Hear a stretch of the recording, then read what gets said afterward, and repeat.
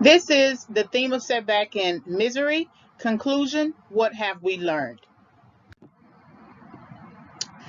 All right, so conclusion. One of the things I want you to think about when you think about that visual is, can a person move from a fixed mindset to a growth mindset? And I would ask my students this, and they would say, yeah. But that's only true if you address many of the aspects of a fixed mindset first. You can't just jump and skip to a growth mindset. If you have a problem with receiving feedback, you're going to have to address that. If you have a problem with embracing, have a problem with avoiding challenges, you're going to have to address that. If you have a problem with pursuing mastery, thinking that intelligence is static and cannot be developed, you'd have to address all of those areas on the fixed mindset side before you decide to address anything or begin to walk in a growth mindset, which has this process on its own. So yes, you could move from a fixed mindset to a growth mindset, but you would have to begin challenging those areas where you still struggle.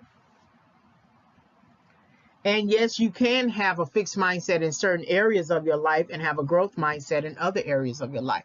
You could be the type of person who could do sports well, and want to learn from your mistakes and things like that, fall and get back up. But then you could be the type of person who looks at the math problem and just don't think you can do it, right?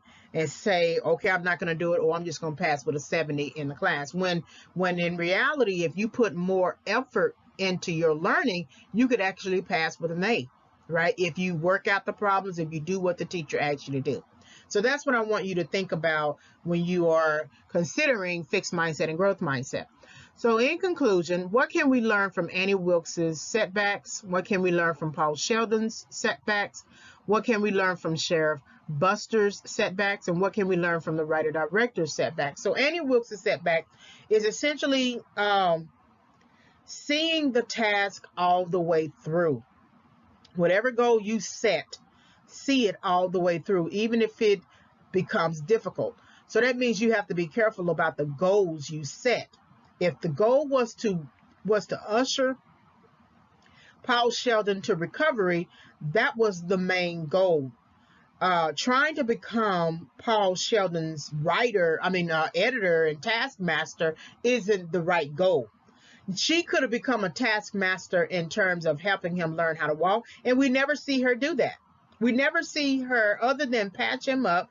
She doesn't talk about his recovery. She other than when she wants to come in with the robe and say she's depressed because of the rain, and that she has this gun, and maybe I'll put bullets in it or something like that, and she notes that his legs are almost getting better and things. That's when she kind of talks about it, but she doesn't go through the process like a physical therapist might do. Check on the legs, check and see if you have mobility, and the result of her failure to usher him to recovery is the visual of him always crawling. He's always crawling. He's always on the floor crawling. And I think by the end of the film, there is no indication that he can begin walking on his legs at all. And so that's what I feel that her setback, that's what we can learn, that be careful of the goals you set, and whatever goal you set, see it all the way to goal completion. Then what can we learn from Paul Sheldon's setback? His setback is actually rooted in hastiness, enthusiasm, right, to get back to New York, which is obvious, right? But he's moving about in a blizzard. And if he could stay 6 weeks, he could stay a few more days. He has the money, right? It's not like he doesn't have the money, but in his hastiness to change gears, professional gears, and stop the misery writing business and move into the serious work creates a setback for him. And then the physical setback, or the literal setback, is when he leaves during a snowstorm, during a blizzard.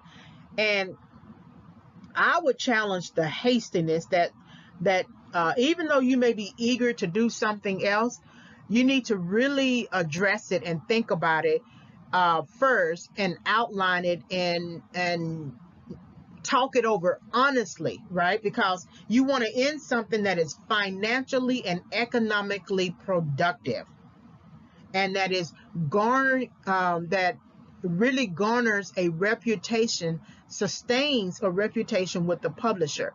So then if you are changing and switching gears on them, that's a risk. So the hastiness to exit one thing and enter another is something that I feel that Paul Sheldon needs to address. What can we learn from Sheriff Buster's setbacks? I feel like it's the isolation, the failure to ask for help. That he moved himself further along by being willing to learn something different, but he remained in a kind of fixed mindset too at the same time in one area of his professional efforts, because he wouldn't receive help. As soon as I can't stress this enough, as soon as the general store manager told him that Annie Wilkes had been coming in for typing paper, and she's not known to be a writer and use typing paper, that should have been something in him that said, let me ask for help. I need to go out there and I need to ask for help. So I feel like him not asking for help is a setback for him, which actually led to his death. And then what can we learn from the writer-director setbacks? So the fact that we kind of learned too late about Annie, or the fact that Paul Sheldon doesn't know the town, or doesn't know about Annie, or doesn't know the history.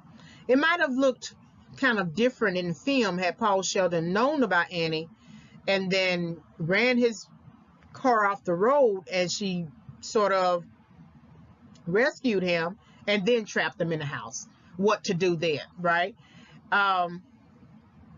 Having him leave and exit, I understand how that moves the plot along, but I don't understand why he could never walk, or why he could never try. You know, he would do a little bit of exercise with the typewriter, but it's a lot that I could say about the writer-director, but I just don't have it fleshed out, and that may be something that I think about later in a subsequent book analysis of Misery. So I'll have to think about that. All right, like, subscribe, and visit. Like the video, subscribe to the channel, hit the notification bell for more discussions. You can visit my YouTube channel for further film analysis. It's Favorites Film Analysis as the title of the channel. You can always send me an email and ask me a question, reginayfavorites@yahoo.com.